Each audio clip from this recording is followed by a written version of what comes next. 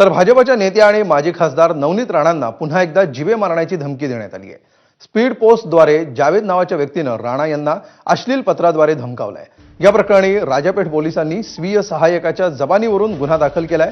तपासाला सुरुवात झाली आहे। नवनीत राणा यांना अशा धमक्या मिळण्याची ही पहिलीच वेळ नाही। यापूर्वी देखील त्यांना अनेकदा धमक्या आल्यात, ज्यांच्यामुळे त्यांच्या सुरक्षेबद्दल वारंवार चिंता व्यक्त केली गेली आहे। 4 दिवस आधी हैदराबादवरून जावेद नावाच्या इसमानं राणांना जीवे मारण्याची धमकी दिली होती।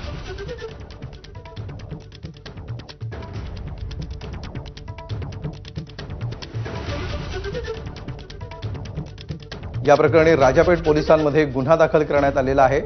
विशेष म्हणजे स्पीड पोस्टद्वारे ही धमकी पाठवण्यात आलेली आहे आणि त्यानंतर आता तपासाने वेग घेतलेला आहे। अब्दुल नावाचा व्यक्ती त्यांनी ही धमकी दिल्याचं सध्या समोर येत आहे। पत्रात असणाऱ्या तपशिलावरून हे नाव सध्या समोर येत आहे आणि त्या दृष्टीने आता पोलिसांनी तपास सुरू केला आहे।